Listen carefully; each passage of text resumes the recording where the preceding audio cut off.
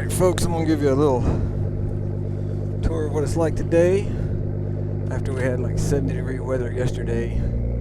It's not even 24 hours later. It's in the teens, and we got a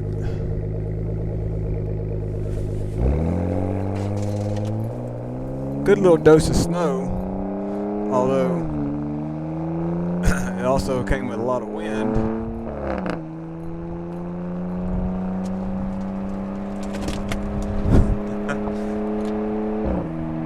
And the accumulations are sort of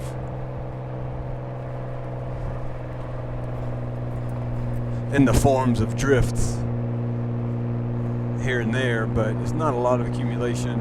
And there was so much, I think, geothermal heat in the ground from the past week or so of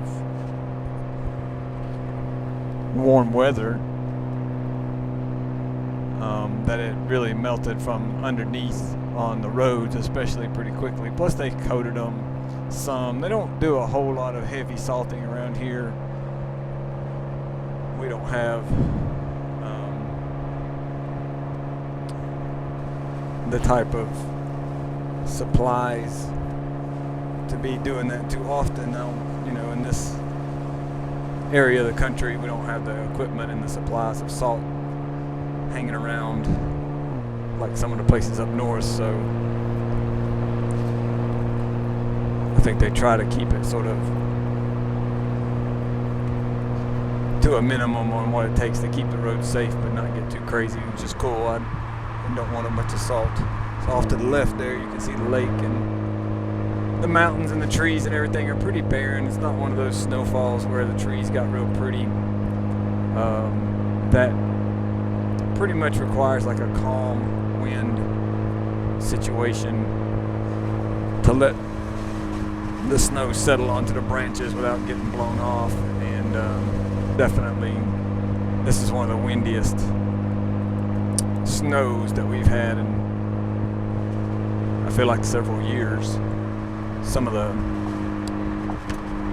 visuals I was seeing at the house this morning with the wind gusting and blowing the snow around, man, it looked like just tundra outside in the front yard. It was wild. But I figure driving along the river here and everything might be pretty, and then we'll go up into the Dragon and see what it looks like today. And I wanted to do like a follow-up video up at the overlook from my video I shot yesterday, knowing this was coming and things were about to get drastically different. I shot a sort of a before video, if you will, and so I want to go up and do an after video to amend onto the end of that.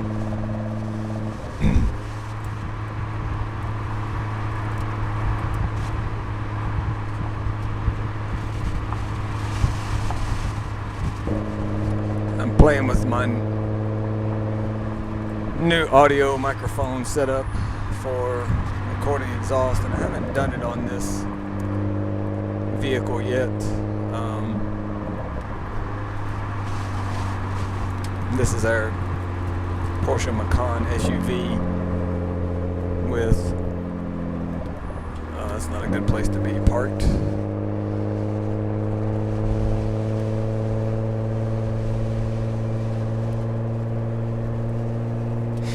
But yeah, this is a Porsche Macan SUV with just the exhaust is just modified. Big old clump in the road. The exhaust is just modified with a sort of a muffler delete kit, if you will. So it just straight pipe from the axle back, removing where the mufflers are from the factory, basically. But it's pretty tame. Otherwise, you can cruise in it in top gear and on highway speeds, and it just sounds factory. But I'm hoping these microphones positioned right above the exhaust tips will pick up the audio. A little bit of snow on the road over there on the other lane. Pick up the audio and probably make it sound a little louder than it really is, depending on how I set the volume levels when I edit the video. But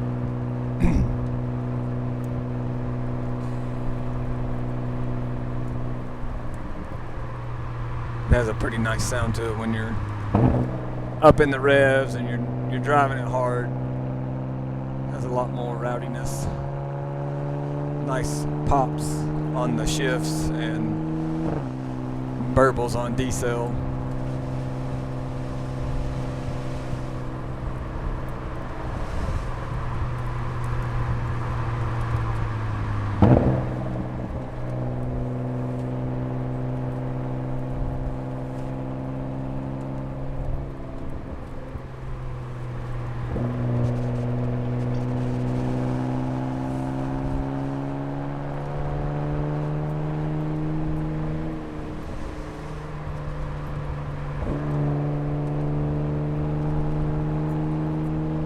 All these birds hanging out alongside the edge of the road.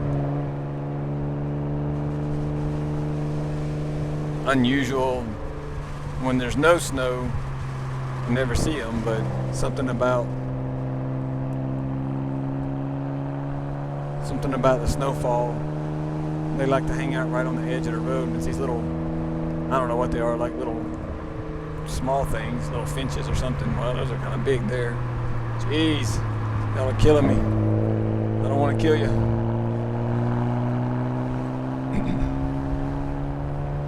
Snowplow coming at us here.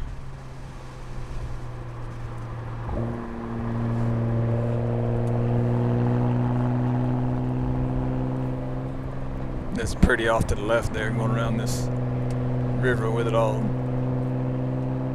lit up with the snow in the valley there. It's nice.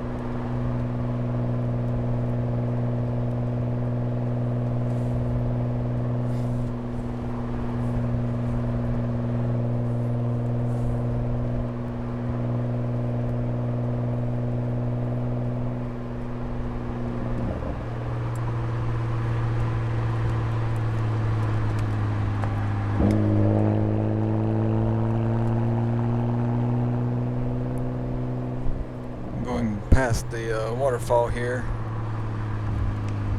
and the inlet across the river there is one of the few feeders into this river. I think that's called Bear Creek Falls or something, maybe. And it usually flows pretty steadily.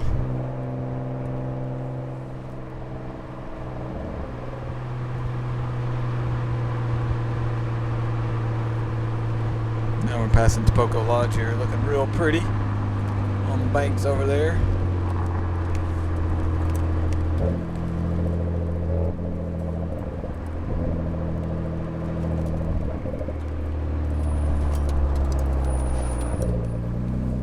I'm gonna go back and get a picture of that for the gram.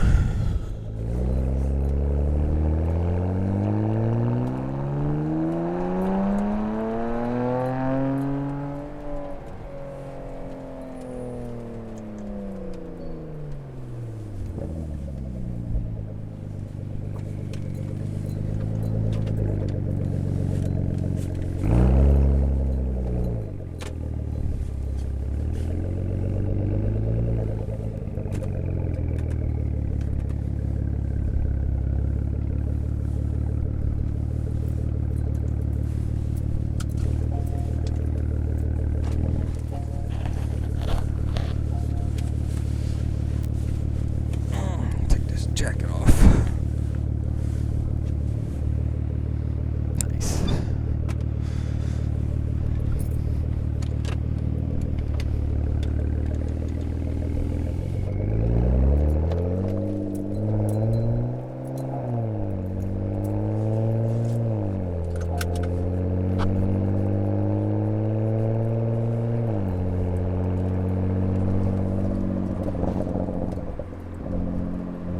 Have a lot of sympathy for people who just wander down the road, driving down the middle of the two lanes like they have access to my lane for themselves.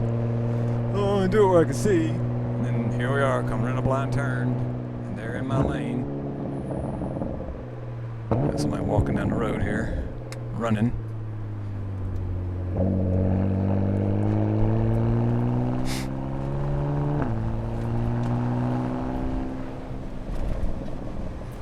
So yeah, I've got to where I just swerve towards them and see how they like it.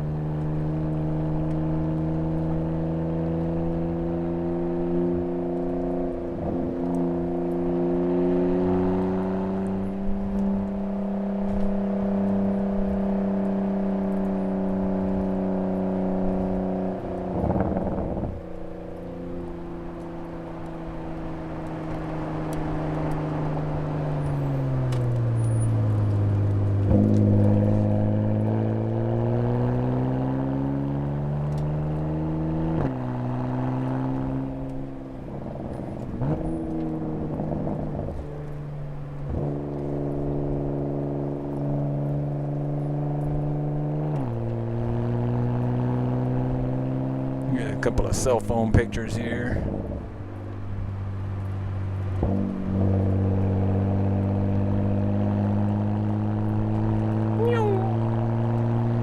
Get it, Beamer?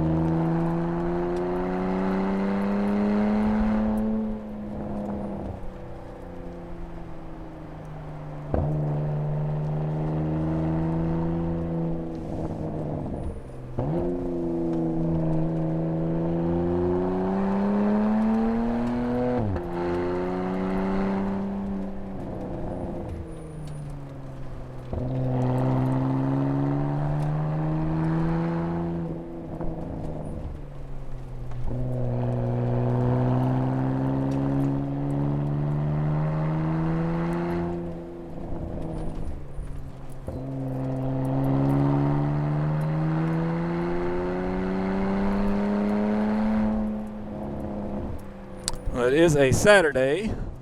I wonder how many people planned trips this weekend and had to bail on that.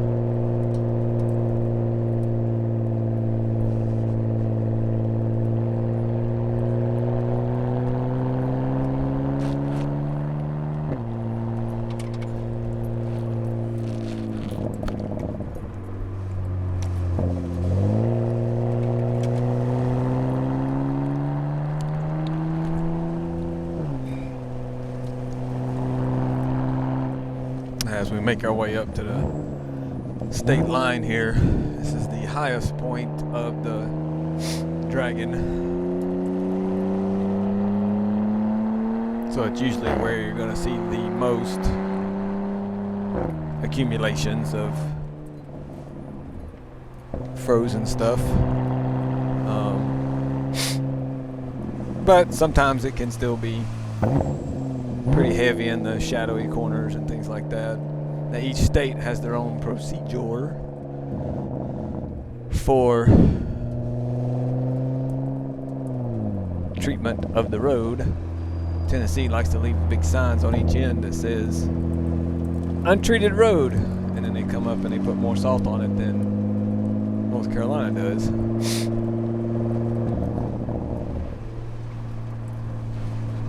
Still got a little bit of snow, usually right in this little section right here. This little downhill stays awfully shadowy, and this is usually one of the worst spots on the whole Dragon. So that's pretty cleared off right now, so it's not too bad. So the rest of the road should be pretty good. And again, TDOT came out a couple days ago and threw some loose asphalt into these potholes and made a big mess. And it's all coming right back out, just like it always does. So if you're going to be here in the next week or two, just be aware that that process is taking place, and it'll take a while for the little loose, there's some right there on the left, loose debris and rocks and everything in the road to work their way off the road onto the shoulder. And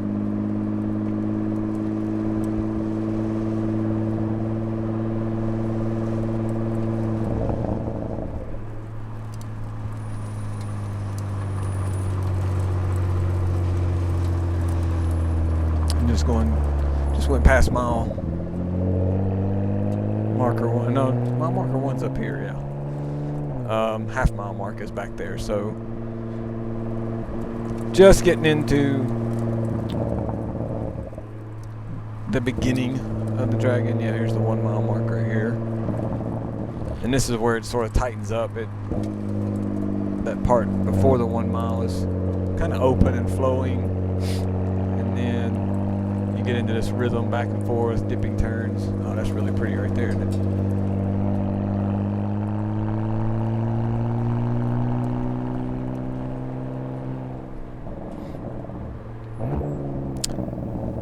Call this one Jackson Hole, because our buddy Jack used to stand down a hole back there and shoot. And then this is dip turn, which there's actually like 3 of these in a row almost, but this one, for whatever reason, we just refer to it as the dip turn. And then this is Stonewall, where there's a real big patch of loose asphalt. This is probably the worst section right there in the other lane.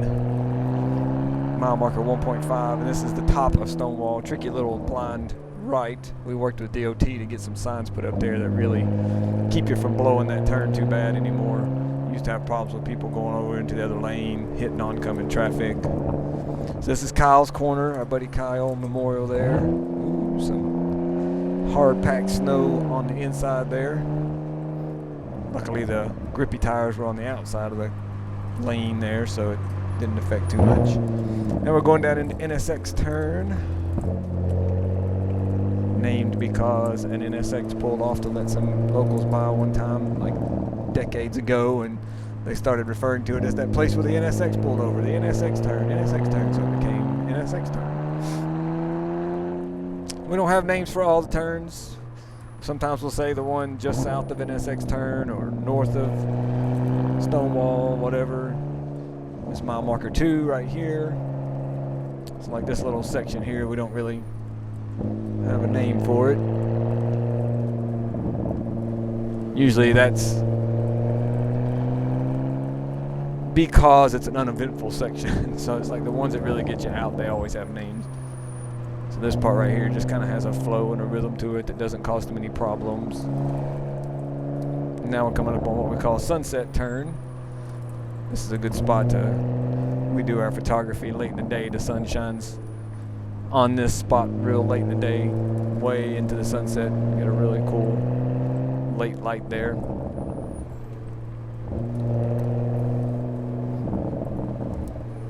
A lot of salt there. A couple of bad potholes right there on the other lane, the oncoming lane. Now we're going around what we call Bristol turn, very high bank turn. A lot of salt there too.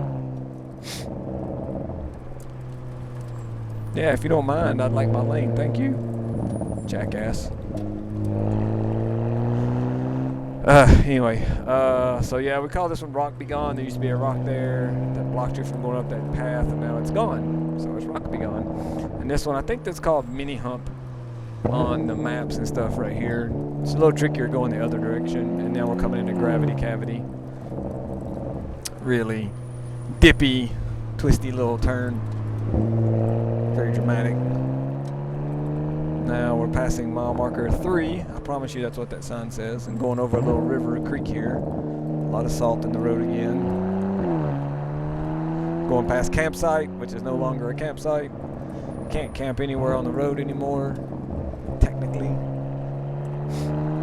And these are what we refer to as the fast S's. That doesn't mean you should be going fast here, people. But it just means they're open, not very tight, not very confining.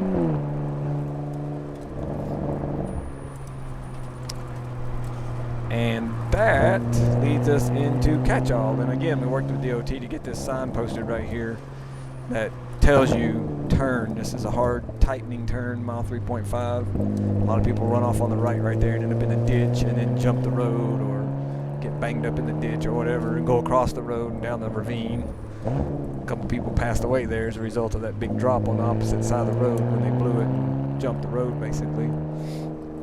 So that was catch-all. Now we're going down towards Parsons, and this is the little Parsons straight zigzag, wig-wag. Parsons Branch Road comes in down here. This is a little bend, little locals knowledge separator there. Oh, cool. Snow blowing off the trees. And here on the right is Parsons Branch. That's a one-way gravel road that comes over from Cades Cove. It's been closed for several years. They're about to open it back up. We're passing mile marker 4, and this is Parsons Straight. If you look over to the left, you can see the road that we just came down through the trees. Looking real pretty with all the sunlight and the snow. Going around Bowl Turn here. Feels like you're driving around a cereal bowl on the inside of the turn there. And then this is like, I think some people call it 4.3. But these little uphill wavy sections here, we just call them the 2 wavy sections. So this is 1, the lower wavy section. And we got a little zigzag with a pull off here. And in here comes the upper wavy section. Mile marker 4.5, sign on the left. And we're going into Swift Turn, or the tightest radius, I believe, on the whole Dragon. Especially if you're on the inside of that lane there. So now we go around this increasing radius turn. Kind of opens up as you come out through it. A little straightish section, and then you're going into Shade Tree. This is the beginning of the 3 double apexes, more or less. So here's the first double apex, kind of turn in early, run out wide, come back in late. And you got this long, sort of constant right-hander here that a lot of people blow coming from the other direction, including the one that hit my wife. So you got to watch it right there on the exit. Now it's mile marker 5. We got another double apex. Kind of turn in early, run out, come back in. One more constant radius little turn here, and then the final of the 3 double apexes. Turn in early, go out to the white line, then come back in late, catch that apex. Now we're going uphill to plateau. You look off to the left, you can see the road sticking out through the trees in like 3 different places. A really cool view. No place to park, but a really cool view. Now it kind of levels off. We've been coming uphill, little fast bend there, and this is what we call plateau. A little straight section that ends with a hard right, so we call this brake check. A lot of people blow this one and go straight across the road there. We need to get one of those arrow signs put up over there. So now we're kind of getting into what's called the rhythm section. Pothole on the right, pothole on the left. You got to kind of zigzag through that if you don't want to hit them in a car. And then this little real pretty view right here, we can see across the valley to the road over there. We call this power lines. Even though there's several places where the power lines cross over, this one is the one worthy of the name, I guess. And so we're in the rhythm section here. It's just this sort of continuous left, right, left, right. That's Jedi's Fall back there we just came out of, and now we're still in the rhythms. This little turn right here kind of opens up and then goes into a little hard left. Pull off, and we got this big hill over here on our left, and we call this Spectator Alley. This is where people like to sort of congregate and spectate. Mile marker 6. Going down to horseshoe turn. Kind of a traditional, almost 180-degree turn in this little easy right left.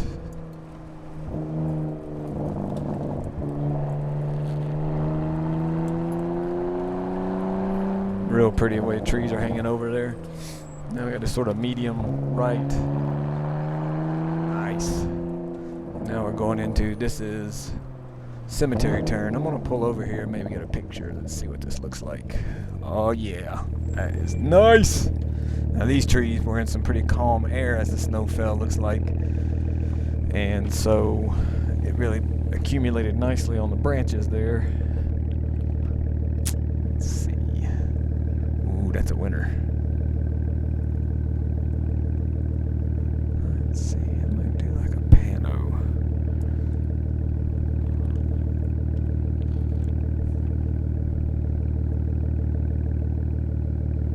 Do a little panorama shot here. Panorama ding dong.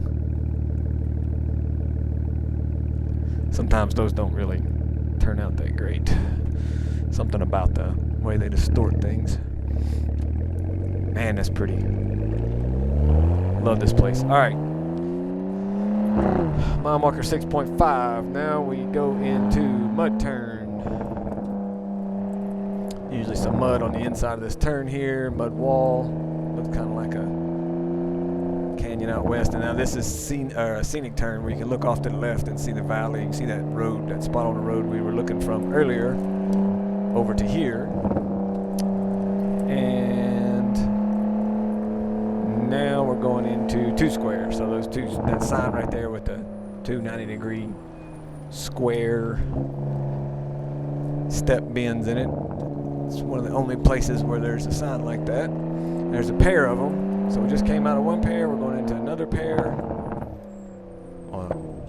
A pair of S's, I guess. There's a little divots here in the road. Now we got a little straight. We're coming up on mile marker 7, and this is picnic table.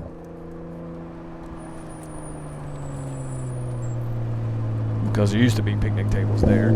It's a big pull-off with a good large paved area. And here's guardrail, the only real guardrail on the section of the Dragon between the overlook and the state line, at least.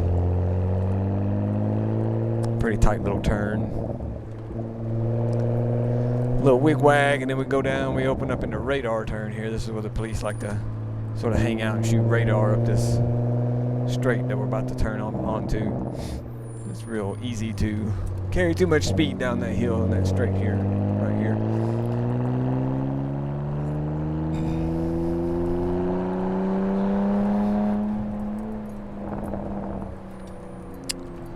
Mile marker 7.5, real fast cresting left-hander into a real gentle bend. Not the bear, not gentle bend. And now we got the blue sign here that's letting us know we're 1 mile from the overlook. So if your car has suboptimal brake setup, this is a good place to sort of chill out, start letting your brakes cool off, try to use the engine to slow down as much as you can, and yeah, let your car cool down. Motorcycles don't have as much of a problem, but if you're on a heavier bike, a bagger, a cruiser, it's a good idea to sort of chill out and let your brakes start cooling if you're planning on stopping at the overlook, so you don't end up with what they call warped brakes. It's not really that, but you don't want to pull in there with your brakes glowing red.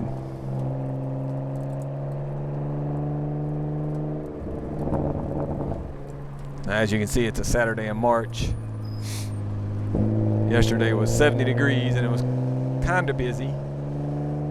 And then today it's 20 degrees and nobody out. So this is what's tricky about when people ask us, you know, well, what's the weather going to be like in so-and-so month? It's like, dude, can't tell you what the weather's going to be like in one day. If I knew that, I wouldn't be a photographer.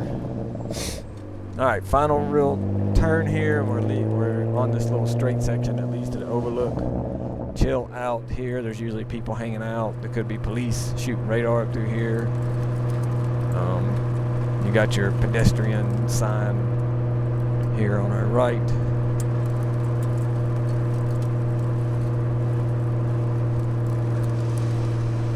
And there you have it. That's our drive to the overlook. I'm going to pull in here, shoot a little follow-up video, get some photos, and then go back and probably go up to the Skyway. I bet it's a lot more dramatic up there where it's even colder, a little less maintained. We'll go check it out. Stay tuned.